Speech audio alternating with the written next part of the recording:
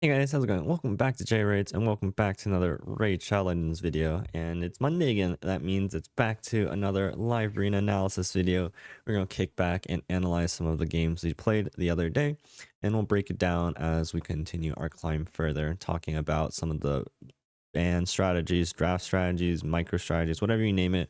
I'll try to focus on a little bit more specifically on some things that I don't think I covered as much detail in on last video, but let's jump right into things with another draft here. Let's see, I'm gonna speed things up a little bit. So Fabian gets first picked and I counter it with my Solinar and Crixia. I guess just a quick thing going forward, and just a general bit about my overall drafting strategy. I know Solinar is my first pick, so he's going to be in every game that I play. You guys are going to see this consistently because I think he is that powerful of a champion to one, have on your side, and to deny your opponent if they do have Solinar. So my first pick is always the same champion every time. And as long as the opponents don't first pick him, I'm very happy to have it. And then my second pick is usually going to be a champion that is counter to the first pick or the second pick of my opponents, right? So in this case, my opponent plays Fabian, and so I play Crixia as one, the reset, and two, just taking the other lockout champion. Now, I will say that when it comes to like the quote unquote counters, very rarely do I actually play Crixia with the intent of leaving Fabian up. It's kind of strange that way. But going forward, I see Marius and Bayek, and fairly strong combo. It's very good to draft Marius and Bayek together, because if you draft just Bayek and leave Marius, your opponent can take Marius, which is one of the best counters into Bayek. So that's just a little food for thought thing, and I think that'll come up again to be relevant later. But I pick Neve as my counter to Marius, and then I'm leaving things a bit flexible here with the Galathyr. Who am I even trying to find here? Oh, I don't know. Well, I do need a second damage dealer, and I'm just trying to keep things a little bit flexible for the time being. Let's see what my opponent picks last pit, and we see a Marichka and Nice, so fairly strong. And now this is a rare opportunity that I actually get to play Carnage. Now, my Carnage, I feel like it's so strange. I feel like I underutilize him a lot, but I'm still trying to work out what sort of draft scenarios I want to include him. I think the awkward part about Carnage for me is he just doesn't pair very well with Solinar. Like, I would have to draft Carnage with like Marius. I think that's a good combination. But because I am drafting Solinar first, I feel like Carnage just isn't that great. Because if they ban if they ban my Crixia, for example, then I just don't have any strip. Carnage is kind of useless, and he does nothing into the opponent's stone skin, for example. But in this specific scenario, Carnage is so good against champions like Nice, champions like Marichka, champions like Bayek, being able to place the block active passives. It's rare that a draft comes up where Carnage is so effective into three of my opponent's champions, and of course, effective against any champion, really. But very specifically, the block active skills is so important to Nice and Marichka that it's definitely one of the situations that I do find myself the opportunity to pick my Carnage. And the other plus is my Carnage also has Death Dealer, which is good into Bayek, but my Carnage has super high accuracy regardless, so it's very rare that I wouldn't be able to crit on a Bayek either, or other champions for that matter. And so this is actually quite nice. I'm able to keep my last nuker pick flexible, and I'm able to go with what I think is a really strong champion into their draft. And I think the Solinar ban is a little bit strange, but I get to go in with, I think, a team that I'm super happy with. There's no lightning cage, so super lucky getting the strip on both the Marius as well as the Nice, and there's a resist out onto Reachka. I get a counterattack here too, which is really nice. Carnage is so good against Mercurial because even if they get a Mercurial stack at the start of the turn, I get to come in with the counterattack and strip it off. And there you go. We see the block active and block passive skills just take down the Nice, because Nice has block passive skills, can't proc his passive, and then I get to take him down, spread it around, and fight the four. At this point, it's pretty much over. I have block passives and actives out on the Bayek, so everybody can crit. And I've blocked actives on the Marius, so he can't do his A3, and I've just been resetting your skills anyway, so it's not the biggest deal. In this case, the block actives is less so important because I do have the Crixia, but even though I think the Crixia, the biggest strength of the Crixia in this matchup was just being able to strip the stone skins. One thing that you do want to be a little bit cognizant about drafting Carnage in the fact that does need a champion that strips buffs before that goes before him. So this is why a lot of times I like to pair him with Marius. But again, in this case, it's hard for me to draft both Marius and Carnage because I am playing Solinar. So I'll have to think about it as I continue forward if I don't want to be first picking Marius or Solinar. But in this case, Carnage was just very, very effective at dealing with my opponent's board. And that kind of worked out for me. All right, let's fast forward to another one. So this is a next matchup where we have Predator first pick. So now we're switching things up. Now, of course, in my last draft, I picked Solinar plus Crixia because Crixia was countered to Fabian. And now this time I pick Niamhe plus Solinar because Niamhe is a counter to Predator. So you're going to see this a lot, even though sometimes I might draft the same 5 champions in a match. The draft order that it comes in is really important because I want to stay flexible on my toes, right? And so this order is very important. Even if I pick Crixia third and I end up with the same 3 champions again, it's still the order that matters. And I will say that generally speaking, I feel like I don't want to be drafting Lockout into specifically Predator because there is that chance of just 50-50ing and making it not effective. But if there are enough champions that I think a Lockout champion is effective into, then I will still draft it. In this case, we see a Marius as well as a whatchamacallit, a Marichka, which Lockout is great into. And so I'm happy to draft Fabian, who not only has the lockout, yes, I can then 50-50 Predator, but Fabian's passive is also great into specifically revivers, such as Marichka, right? Placing out the True Fears and getting that CC out. And then he even drafts another support champion, which I think he needs to do because he already has 2 damage dealers. So at least he has 1 more support, 1 more damage dealer. In this case, he drafts Theodosia plus Crixia. And I drafted my Embrius because Embrius is my go-to counter against a Predator. And then I have my Star Sage Gala here to round out the draft. And this is something that I really like to do against him, right? Or against this kind of draft, right? I have Niamhe plus the Fabian, and I think this is a really good sort of fork, right? If he leaves my Fabian up, I get to lock out his Marius, and then he doesn't have any buff strip left. So my Embrius keeps his stone skin and gets to kind of go for it. Now, if he bans my Fabian and leaves up my Niamhe, his Marius is going to A2 into just block damage, right? So this is good. What I think is like what I want to draft, right? This is a fork where my opponent feels like he has to ban both champions, but he can only ban one, right? And this is countering specifically something like Marius, right? This is what I set up. I set up the Niamhe, which works against the Predator, and then he just so happens to draft Marius because Marius is a strong champion. And then I counter it with Fabian, and so now these 2 champions both pose a threat to this Marius. And of course pose a threat to Predator and everything else. But in this case, Marius is kind of put in a tough spot where he can strip buffs, but he won't be able to deal damage, or he's just going to get locked out and can't strip buffs. In this case, I think the ban for me is pretty obvious. I'm just going to go ahead and ban the Crixia, and we'll get to play on our match. And again, so he goes in with the Fabian ban.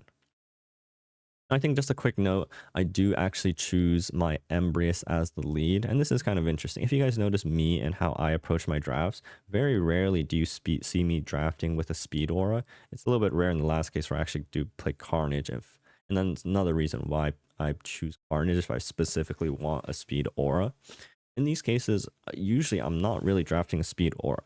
And Embrace, I think HP leads are super powerful. Not only does it give me more survivability and also more damage to my Embrace, but it's really important to try to be able to survive against things like Predator when you do see him. That's why I think Embrace is so good in Predator. You get a very strong HP aura. You get the Necrosis if you are in a 1v1 duel at the end. You have the Reflect damage, of course, and some other stuff. So you'll see how this plays out. And this is where I think my specific Embrace build comes into play as being what I deem as a counter against the Predator. And you guys will see this quite shortly. And for those guys who aren't aware, my Embrace is built very slow. He's around 240 speed. And the idea is for other champions to outrun their stone skins, their protections, their evade chances, and then come around and nuke people, right? And this works very effectively against Predator. So you see here that I get a Marius A2 out, and see he does 0 damage to my Embrace and 0 damage to my Soul right? Because they had block damage up. That was protected, luckily. Now, I was a little bit unfortunate where I didn't land a protected block debuffs on my Embrace, which is another reason why Niamhe is so good, because she places both block debuffs as well as block damage, which means that Predator, when he uses his A3, he can't place the Hunter's Gaze debuff, and then he can't hit through block damage, right? So that's why Niamhe is so good against a Predator, and of course her passive, right? So in this case, the Predator can't use his AoE because there's block damage up, and then he can't use his block revive skill on these 3 champions because they have block debuffs up, right? But because the block debuffs wasn't protected on the Embrace, the Marius was able to strip it, which is a little bit unfortunate, but that's also why I built so much HP on my Embrace. So even if he does try to go for the block revive, there is a chance that he survives it. But in this case, I think my opponent, I don't know why he didn't try to go for it, because I think he needed to at this point. If he didn't kill my Embrace right here, I think he just loses the game on the spot. And you'll see that I am able to just kill the Marius, and then I kill the Predator with a counterattack, and the game is pretty much swung in my favor, right? I then kill the Marichka, which revives the team, and then I get the Life Harvest proc. And now I have Predator who has a bunch of destroyed HP, so that limits a lot of his damage output, and of course, he has 0 evade chance, right? So this is a very tricky predicament for my opponent. He goes in with the Marius. I get to flip with my Galathir and go for the strip and block active skills, and this kind of spells the end for my opponent. Let's see what I end up finishing here. But again, now the Predator is taking his first turn, got 0 kills, locked out, is not scary at all, right? Like, this Predator just kind of sits there and can't do anything, which is exactly the position that I like to put Predator in. So this, you guys can see how meticulously I sort of dismantled the Predator, both in my draft, both in my overall strategy, and how I gear my Embrace and other champions. And just, I think that's a pretty good showcase of exactly how I look to aim to beat Predator. Let's see what this draft holds. So again, you see Fabian. So if I see Fabian, I'm going Crixia plus Solnar. It's just a very sort of mechanical, methodical sort of process, right? Depending on the champion I see drafted, I will pick my champions, right? Of course, I will always pick Solnar. And then we see here, I see Marius, I see Embrace, and I like Niamhe against them, right? Block damage, they can't go through block damage. And then I go Galathir and keep my 5th slot flexible, right? Galathir is just so the way I draft, I have my first pick champ, I have 2 counters, and then at the end I need 1 more damage dealer and either another damage dealer or a support. Galathir is my most flexible support champion, and based on my opponent's draft so far, there isn't really anything that I'm looking to target yet, right? So there isn't anything very specific that I need to be flexible for. And so I can be flexible and keep my 5th pick up, right? In the last draft, we saw I pick Embrace on 4th slot because I was facing against Predator.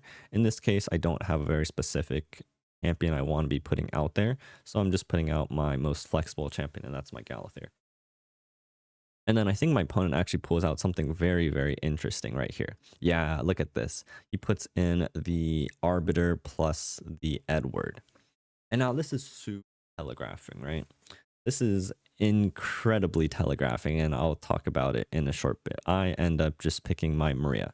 And the reason why this is so telegraphed is I know what he wants to do, right? He wants to use Edward in order to block revive my Solinar through my block damage, right? This is one of the very unique things that Edward is able to do. He has a block revive that goes through both Stone Skin as well as block damage. So he's signaling to me that he wants to leave up my Solinar and he wants to leave up my Niamhe, right? This is so interesting.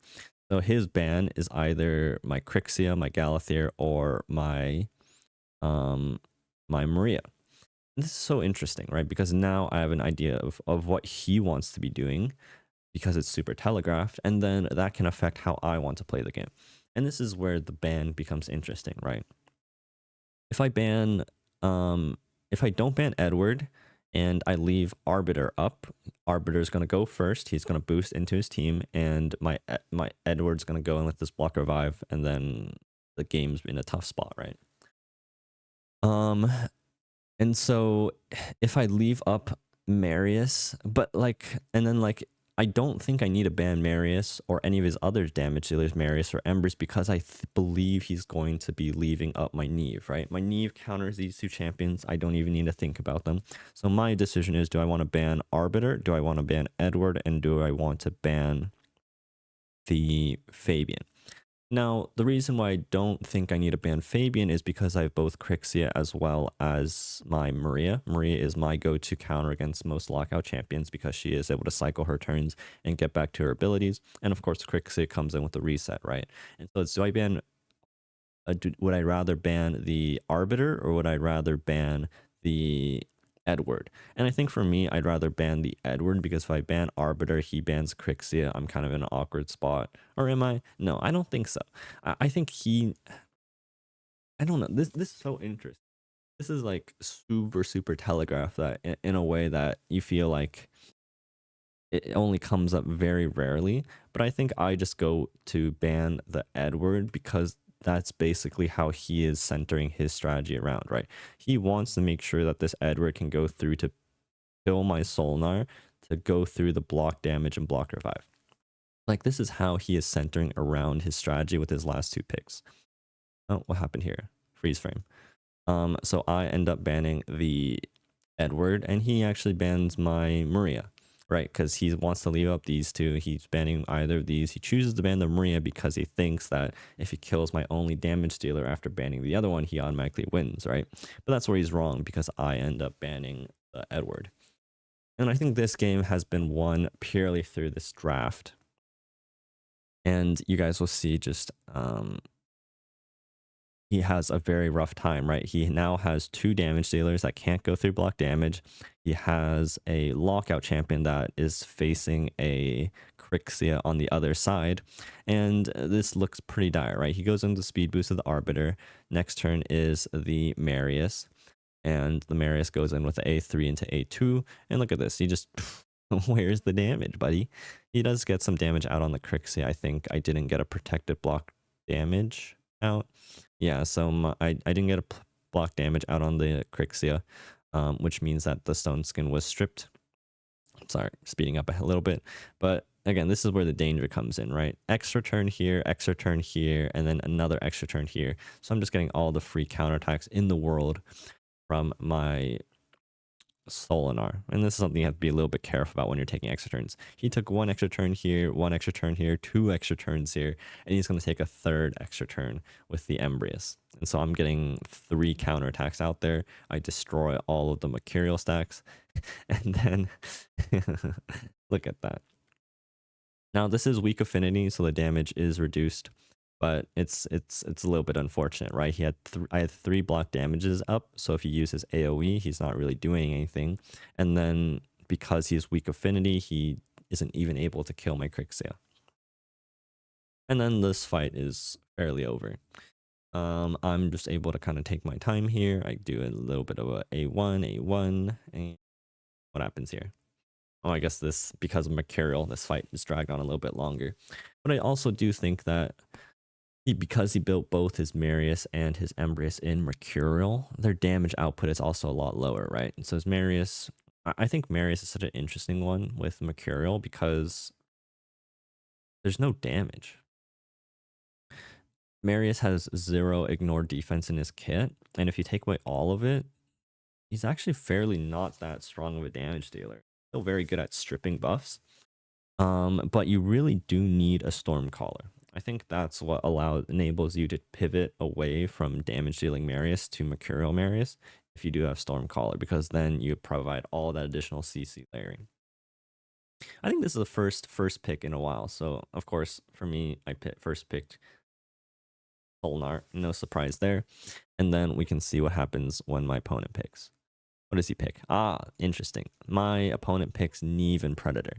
Now, I have a few options. Now, Niamhe is taken away, which is one of my go-to counters for Predator. A little bit unfortunate. I still have my Embrius and my Galathyr, but let's see how I play things out.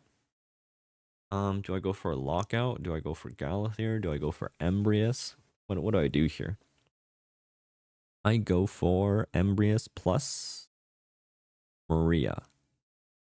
Now, this is fairly interesting. Embrius, of course, is just my Galathyr is my fairly flexible pick. I don't choose a lockout champion here because because I want to be more reactive. I tend to not like lockout into Predator because he's the most important character to lock out, and it's a 50-50, right? So if I don't have to draft lockout against Predator, I'm probably not doing it. In this case, I go with the Maria because now my Maria is in Mercurial. That's decent into Predator and can go through block damage, which means I don't have to ban the Niamhe if I don't want to, right? So right now, I'm just keeping things open. I've drafted 2 damage dealers and a flexible support. And then later on my draft, I need to ask myself, do I want to pick another lockout champion? Do I want to pick another support champion? And what is my game plan, right? So my opponent drafts Carnage and whatchamacallit? Carnage and Duchess. And I go in with Fabian as my first one. So I see the value in lockout, right? We have one target, Niamhe, Carnage, and who's this? Duchess, that are really bad into lockout, right? But now my 5th pick is a little bit strange because I don't have my Niamhe anymore, who's usually my go-to. And I'm thinking at this point, I'm not sure what I want to last pick here. And this is an interesting moment where I actually go for what I believe is my double lockout. So I actually go for the Fabian and the Crixia. And then he last picks the, who's this called? He last picks, Volcanos. So the reason why I did this is right now, I don't have anything that I really need to ban from my opponent's side, which is very, very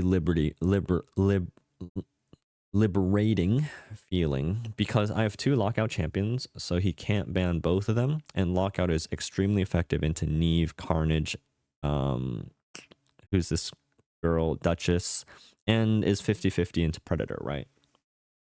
And then I have my Stone Skin, my Reviver, and my Mercurial. So I feel very safe into this comp, and I'm flexible with my ban going into 5, which is good. This is the position you want to be in. Usually I'm not in this position, but if you can be flexible with your ban until 5, it allows you to be very flexible as a response. And now I get to ban. And this is interesting, right? Because I know that I'm going to get one lockout champion through guaranteed. Maybe I get both, which I don't necessarily need, but I'll get one of them through. And all 5 of these champions get screwed over by lockout, which means I don't really have any big priority in banning any of them. And I just have to ban the one that I think is the most annoying. To me, that's Predator because I know for certain I'm going to get a lockout champion through, and Predator has a chance of evading the lockout. And because I don't have Niamhe, I don't have the block damage to protect myself. And so I think the scariest champion in this draft for my opponent is indeed this Predator.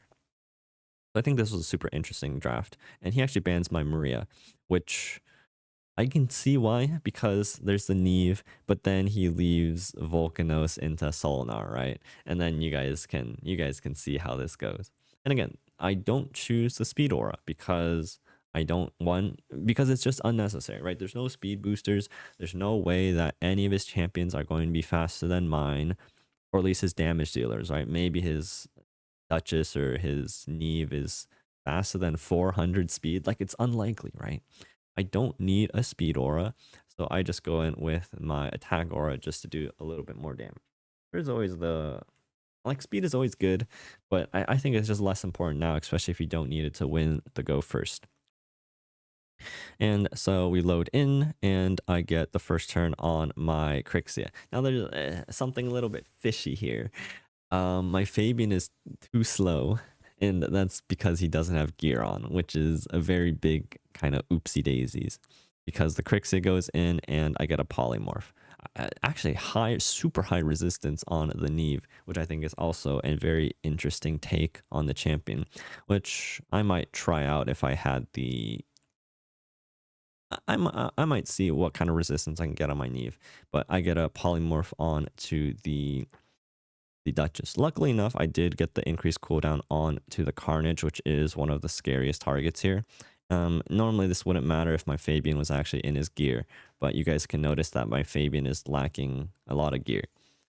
So that's a little bit scary. And then you guys can see what happens when you decide to leave up Solnar with Volcanos up. He just kind of free farms some buffs.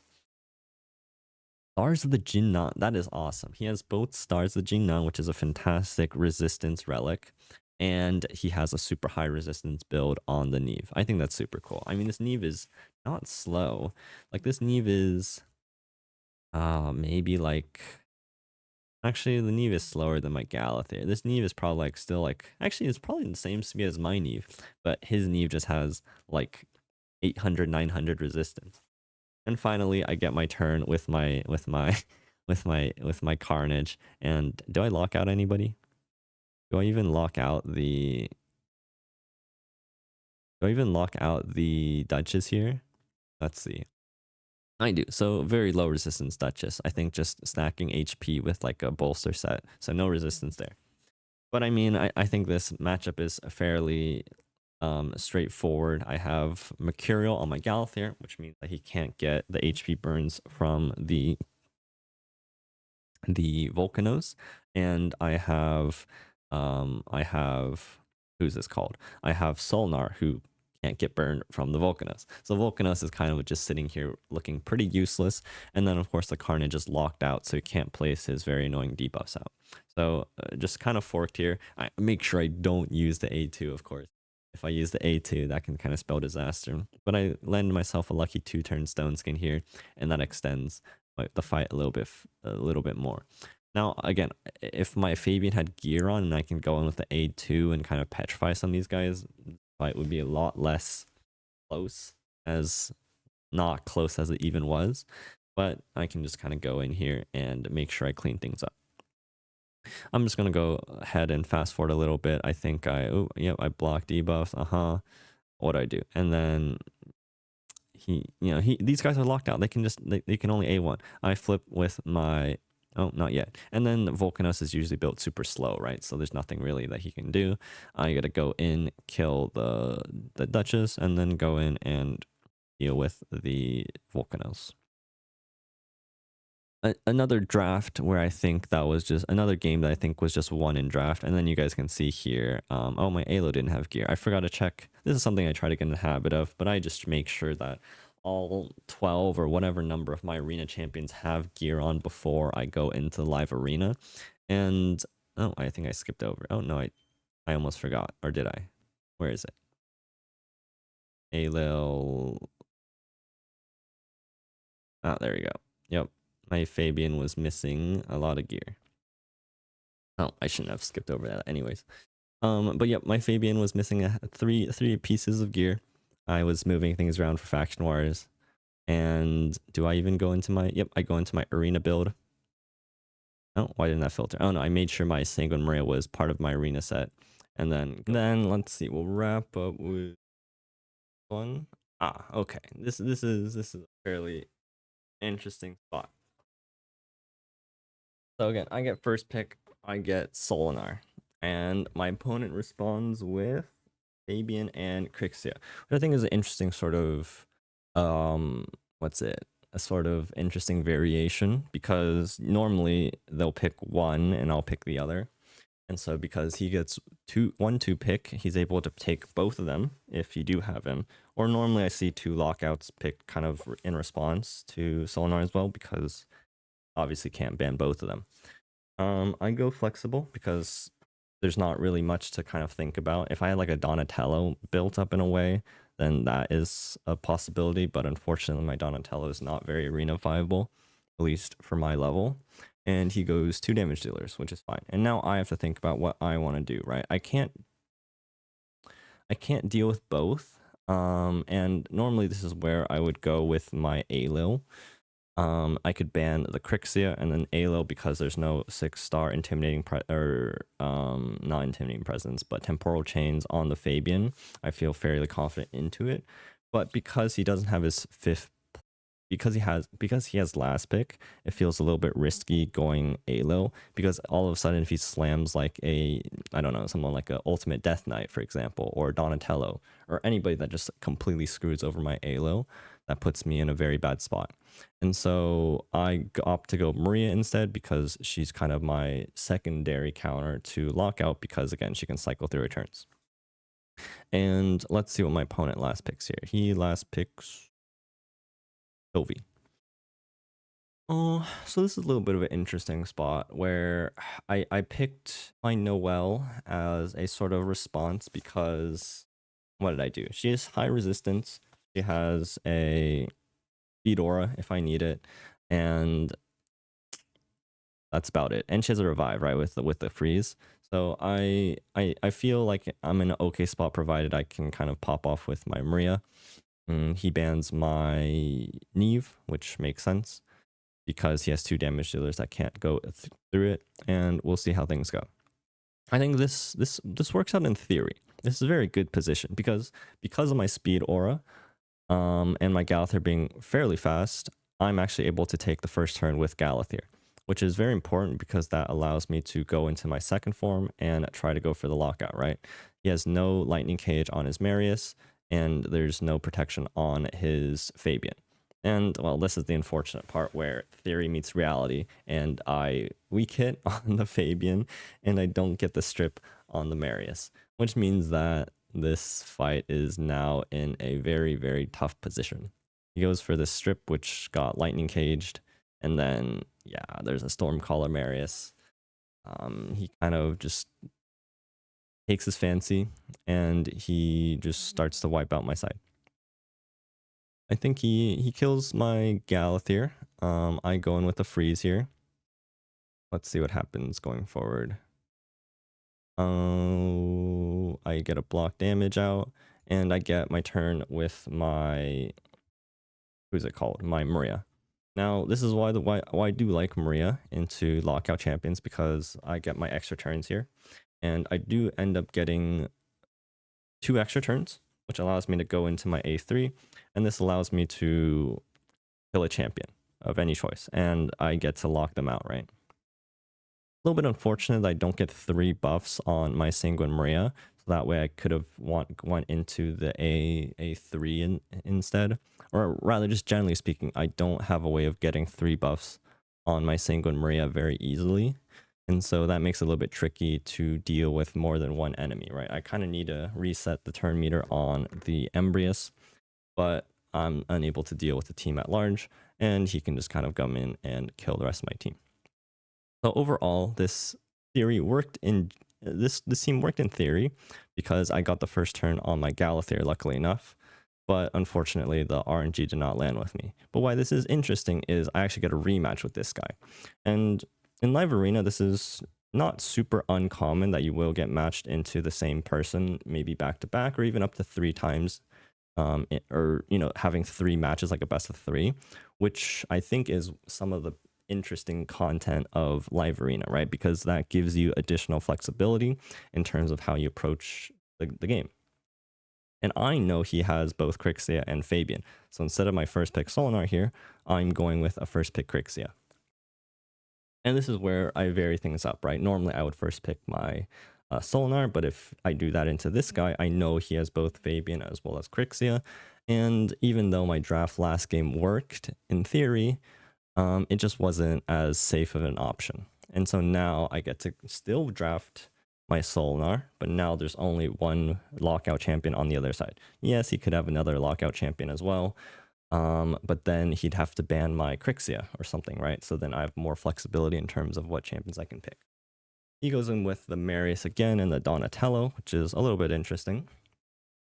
I guess he picks Donatello because I do have Crixia, but overall, not the biggest deal. It seems like um, I have a bit of flexibility again. What do? I probably just go Embrius, or sorry, not Embrius, but I go Galathier, and then I have one more damage dealer I need to pick, and I think I just end up with Maria again. This is the semi-awkward part about my damage dealers, where if both Embrius, Marius are gone, I have Carnage, which doesn't look super good right now because he could ban my Crixia, and then there's nothing really going on.